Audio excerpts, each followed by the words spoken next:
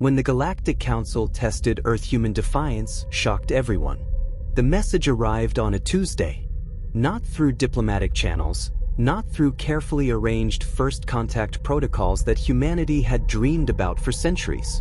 It simply appeared simultaneously on every screen, every device, every digital surface capable of displaying information across the entire planet.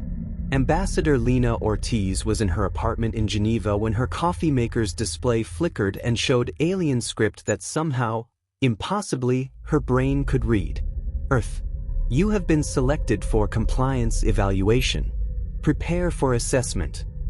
Within 6 hours, the world had gone from confused panic to something darker. The Galactic Council's second message was more detailed and far less comforting. Lena stood in the emergency session of the United Nations, her hands gripping the podium as she read the translated ultimatum aloud. Her voice, trained through 20 years of crisis negotiation in conflict zones from Sarajevo to Seoul, didn't waver, but her knuckles were white. They call it a trial period, she said, her brown eyes scanning the faces of representatives from every nation on Earth. A test to determine if humanity is mature enough, unified enough, compliant enough to join what they call the civilized galaxy. They've done this to 47 other species. 32 passed. 15 failed. What happened to the 15? Asked the Chinese ambassador. Lena's jaw tightened. They don't say. But the word they use translates roughly to quarantined. The room erupted. Voices in dozens of languages overlapped, but the sentiment was universal: outrage, fear, defiance. They're giving us 6 months, Lena continued, raising her voice. 6 months of what they call assessment protocols. Trade embargoes, simulated military pressure, political stress tests. They want to see if we'll beg for admission, if we'll tear ourselves apart, or if we'll submit to their authority. And if we tell them to go to hell? The American representative's question cut through the noise. Lena looked at him, then at the rest of the assembly. Then I guess we find out what quarantine really means. High Arbiter Voss Kale watched Earth from the bridge of the Hierarchy's Mandate, a council enforcement vessel hanging in high orbit beyond the moon. His chitinous features, like polished obsidian carved into the approximation of a face, reflected the blue-green world below. They're arguing, his tactical officer reported. Our linguistic analysis shows elevated stress markers across all major population centers. Political fragmentation is accelerating as predicted. Voss made a gesture equivalent to a nod. The Galactic Council had refined this process over 3,000 standard cycles. Young species always reacted the same way: panic, followed by infighting, followed by desperate pleas for guidance. The test wasn't about technology or military might. It was about submission. Begin Phase 1, Voss commanded. Economic pressure. Overnight, every human probe, satellite, and communication array beyond Earth's atmosphere simply stopped working. Not destroyed, silenced. GPS constellations went dark. Weather satellites ceased transmission. The International Space Station's crew found themselves cut off from ground control, forced to use decades-old backup protocols just to maintain life support. But it wasn't just space assets. Shipping containers stopped working. Commercial aircraft navigation systems reported errors. The entire global logistics network that humanity had spent a century building began to fracture. Voss expected chaos. He expected markets to crash, governments to collapse, riots in the streets. Instead, something strange happened. Humans started talking to each other. Captain Noah Hale stood on the observation deck of the Defiant Horizon, Earth's newest deep space patrol vessel, and watched the Council ship hanging above them like a sword of Damocles. His ship wasn't military. Officially, Earth had no unified military capable of deep space operations. Instead, the Horizon was part of a patchwork fleet cobbled together from corporate mining vessels, scientific explorers, and experimental drives that probably violated a dozen international treaties. Captain, his first officer, a Brazilian woman named Carla Santos, approached with a tablet. "You're going to want to see this." The screen showed news feeds from across Earth. Instead of rioting, instead of nations turning on each other, something unprecedented was happening. India was sharing food reserves with Pakistan. The US and China had opened their strategic petroleum reserves to the world. Russia was coordinating with NATO on communications infrastructure. Israel and Palestine had just signed a joint energy agreement. "They're trying to make us fight each other," Carla said softly. "And we're doing the opposite." Noah's lips quirked. "You know what I love about being human?" "What's that, sir?" "We're stubborn as hell when someone tells us we can't do something." His console beeped. A message, encrypted, routed through 17 different relay points, from Ambassador Ortiz. "They think we need them. Let's show them otherwise. Stand by." Lena stood in what had once been a rarely used conference room in the UN building.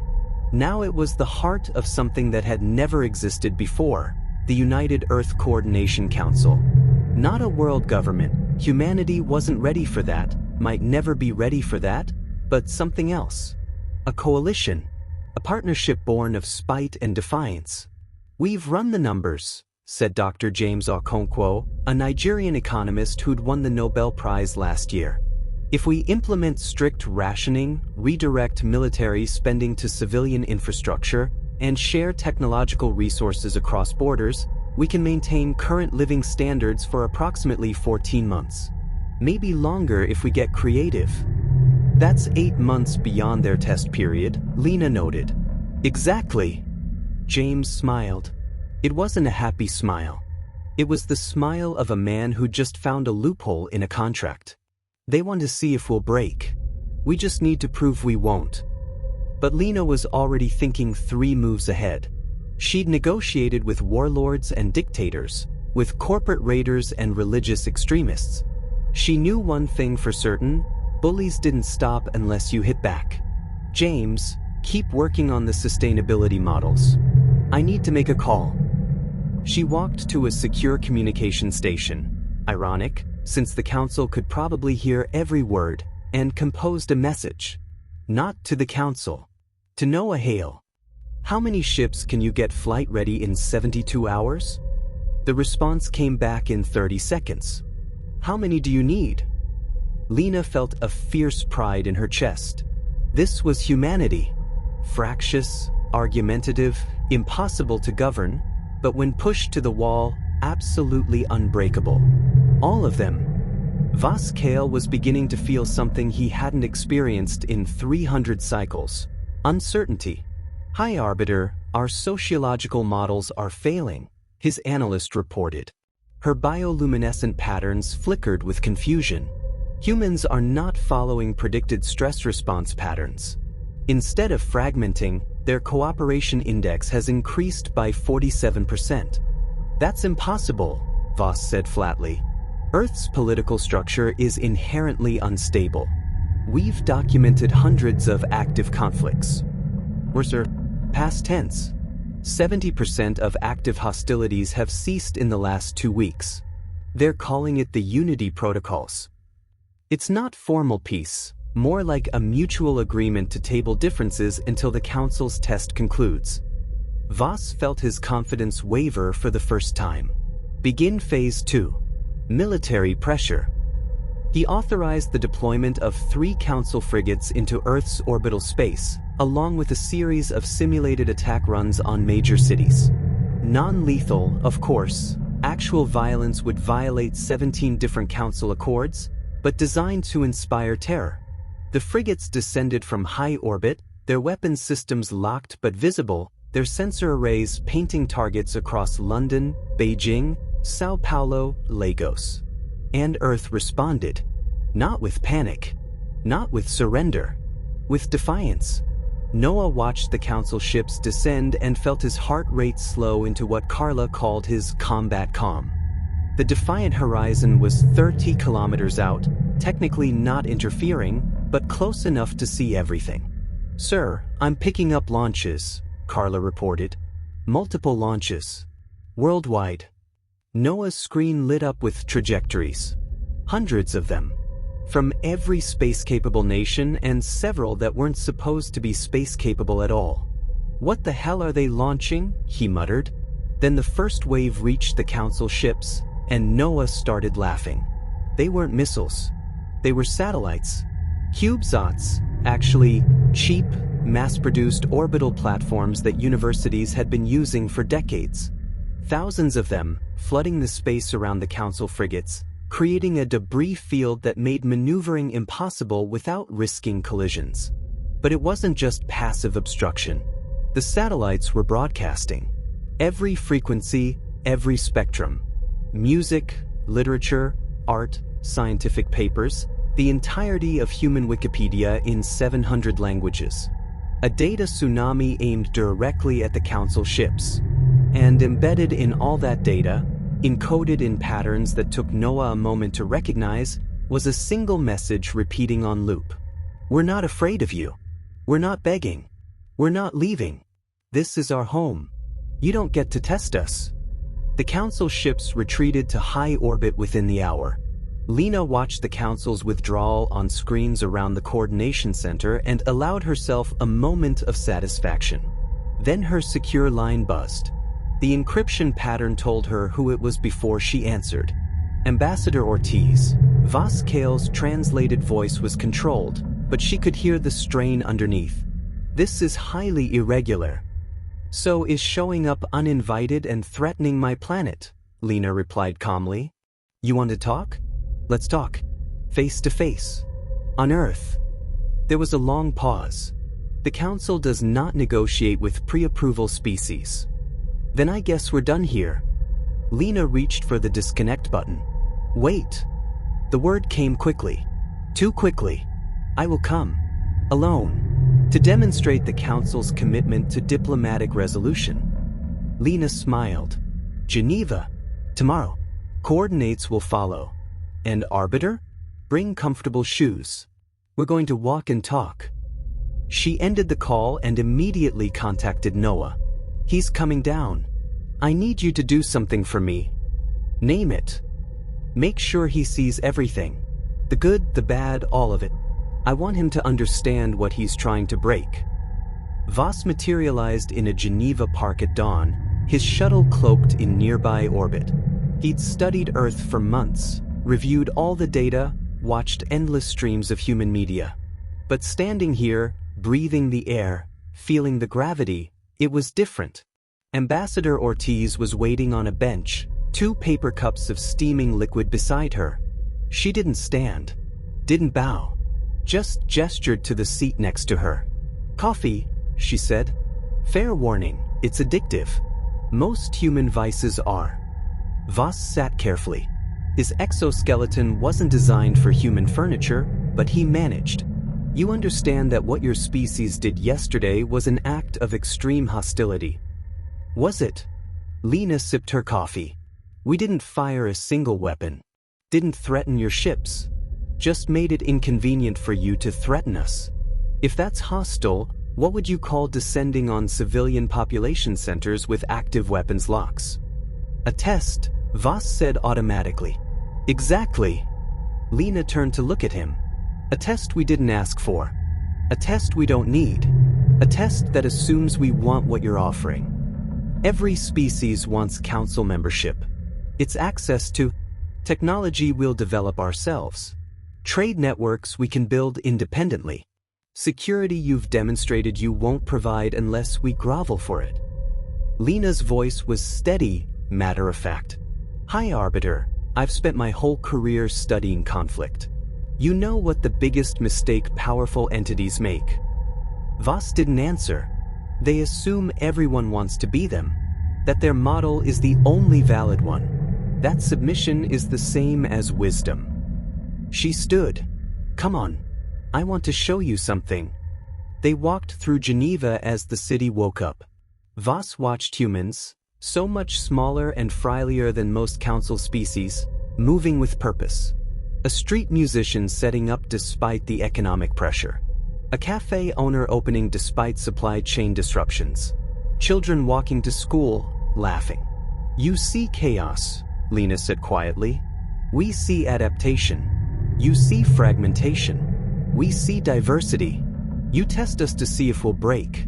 But High Arbiter, we've been breaking and rebuilding ourselves for 10,000 years. It's what we do. They stopped at a memorial. Names carved in stone. Thousands of them. World War II, Lena explained. 60 million dead in 6 years. The worst thing we've ever done to ourselves. She touched the stone gently. But you know what came after? The United Nations. The Universal Declaration of Human Rights. The entire international order we're using right now to resist your test. We built unity from ashes. We always do. Voss felt something shift in his understanding. You're not trying to pass our test. No, Lena agreed. We're not. Then what are you trying to do? She smiled. Change the test. Captain Noah Hale received new orders that afternoon. Operation Homelight. It was audacious, probably stupid, and absolutely human. Within 48 hours, every spacecraft Earth had managed to get operational was in motion. Not toward the Council ship, toward the asteroid belt, toward Mars, toward every piece of human-built infrastructure in the solar system. They weren't preparing for war. They were building. Sir, the Council ship is hailing us, Carla reported. They sound confused. Put them through. Voss Kale's voice crackled across the channel. Captain Hale, what is your fleet doing? What we should have been doing all along, Arbiter, Noah replied cheerfully. Expanding. Growing. Building our own network. You wanted to see if we could maintain unity and purpose under pressure? Well, you're watching it. We're not waiting for your permission to reach the stars. We're already there. This is highly irregular, Voss said, and Noah could hear something in his voice he hadn't before, respect. Yeah, well, irregular is kind of our specialty. The turning point came on day 73 of the trial period. Lena was in the coordination center when alarms blazed across every monitor. Not from Earth. From the Council ship. We're picking up a distress signal, her communications officer reported. The mandate is under attack. Not from us, from something else. Lena's screen showed the tactical display. A rogue asteroid, somehow deflected from its orbital path, was on a collision course with the Council vessel. The math was immediately clear. The mandate could evade, but only by dropping into a lower orbit that would put it dangerously close to Earth's atmosphere. They're hailing us, the officer said, requesting assistance. Every person in the room turned to look at Lena. This was it. The moment that would define everything. The Council had spent 2.5 months making Earth's life difficult, threatening them, testing them. Now they needed help. Lena didn't hesitate. Patch me through to Captain Hale. Then open a channel to High Arbiter Kale. Noah's face appeared on one screen, Voss's alien features on another. Noah, how fast can you intercept that asteroid? If we push the drives to redline? 12 minutes. He paused. But Ambassador, our weapons aren't designed for that kind of mass. We'd need 3 ships, Lena interrupted. Simultaneous impact, different vectors. It won't destroy it, but it'll deflect it enough. That'll probably destroy the ships, Noah said quietly. I know. Lena turned to Voss's screen. Hi Arbiter, we can save your ship. But I need something from you first. Voss's expression was unreadable. You would bargain for our lives? No. Lena's voice was firm. I need you to understand something. We're not saving you because we want to pass your test. We're not doing this to prove we're worthy of your approval. We're doing this because it's the right thing to do. Because someone needs help and we can provide it. That's what humanity is. That's what you've been too blind to see. She didn't wait for his response. Noah, you're authorized. Save that ship. Yes, ma'am. Noah's face set in determination.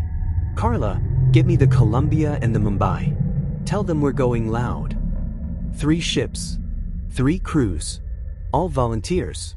They launched from different orbital positions, synchronized their trajectories with mathematics that had been theoretical 6 months ago, and struck the asteroid in a pattern that would have made pool players weep with appreciation. The asteroid shattered. The ships disintegrated. But their crews had ejected at the last possible second, escape pods tumbling through space with emergency beacons screaming. The mandate was safe, and the Council ship's first action was to deploy recovery craft for the human crews. Vas Kale stood in the coordination center 3 days later, surrounded by humans. The awkwardness was palpable. Ambassador Ortiz had invited him down formally this time, and he'd accepted. My report to the Council will note that humanity failed the compliance test, Voss said without preamble. The room went silent. You refused to submit. You rejected our authority. You acted unilaterally without Council approval. Lena nodded slowly. And I will recommend immediate admission to the Galactic Council as equal partners. Voss's features shifted in what might have been a smile. Because the test was never about submission. It was about character. And humanity demonstrated more character in 3 months than some Council species have shown in 3 millennia. The room erupted. Cheers, tears, people embracing. But Lena just looked at Voss thoughtfully. We're still not going to do everything your way, she warned. I would be disappointed if you did, Voss replied. The Council needs what you have, Ambassador. Stubbornness, creativity, the absolute audacity to tell beings 10,000 years older than you that they're wrong. He paused. And the courage to risk everything to save someone who has been making your life difficult. That last part's important, Lena agreed. She extended her hand. Welcome to Earth, High Arbiter. The real Earth. Messy, stubborn, and absolutely not going to make your life easy. Voss looked at the offered hand, then clasped it carefully. I wouldn't want it any other way. 6 months later, Captain Noah Hale stood on the bridge of the Defiant Horizon, now officially Earth's first Council-recognized starship, and watched Mars grow larger in the view screen. The colony there was thriving. 3 more were under construction in the asteroid belt. Humanity was spreading like wildfire, and the Council was frantically trying to keep up with their expansion rate. Captain, incoming message from Earth, Carla reported.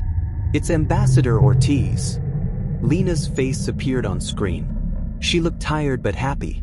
Noah, how's the frontier treating you? Like it doesn't know what hit it, Noah replied with a grin. We've got colonization requests from 3 different species who want to learn our rapid development protocols. Turns out building first and asking permission later is revolutionary in Council space. Lena laughed. They're learning. Slowly. Her expression softened. I wanted to tell you personally. The Council just approved our proposal for the Sol System Independence Zone. We're the first species to get full autonomy over our home system without 300 years of probationary oversight. Because they're scared we'll do something crazy if they try to control us. Because they're learning that humanity works better as partners than subjects, Lena corrected. Then she grinned. But yeah, also because they're scared. After the call ended, Noah stood looking at the stars. 6 months ago, humanity had faced a test designed to break them. Instead, they'd broken the test, rewritten the rules, proven that Earth didn't need approval, it needed opportunity. And now the galaxy was full of opportunities. Carla approached with a manifest. Sir, we've got requests for 20 new exploration missions. Council species asking for human advisors on adaptive resilience. Whatever that means. It means they want to learn how to be stubborn, Noah said. He signed off on the manifest. Approve them all. Let's show the galaxy what humans do best. Which is survive, and absolutely refuse to do what we're told. Carla smiled. You know, I think I'm going to like this new galactic order. You and me both, Noah agreed. You and me both. High Arbiter Vas Kale presented his final report to the Galactic Council with a sense of satisfaction he hadn't expected. The Council chamber, A vast sphere where representatives from 300 species floated in individual atmospheric bubbles, fell silent as he spoke. Humanity has passed the trial period, he began. But I must note that they passed in a manner completely unprecedented in Council history. Explain, the Council Prime demanded. They refused every test, Voss said simply. Economic pressure made them cooperate. Military threats made them innovate. Isolation made them unified. We designed trials to break them, and they used our pressure as fuel for transformation. That sounds like failure, another counselor objected. Does it? Voss pulled up a holographic display. In 6 months, humanity has advanced their space infrastructure by 50 years. They've achieved political cooperation that our models predicted would take centuries. They saved a council ship at great risk to themselves, not for reward, but because they believed it was right. He paused. We tested them to see if they would submit to us. Instead, they forced us to rise to their standard. The council chamber was silent for a long moment. Your recommendation? The Prime asked. Full admission, equal status, and a suggestion that we assign human advisors to our diplomatic corps. We could learn much from their approach. The vote was unanimous.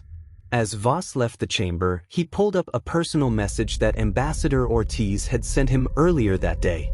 Just 3 words. Told you so. He laughed, a sound his species rarely made, and headed to his shuttle. He had a return trip to Earth scheduled.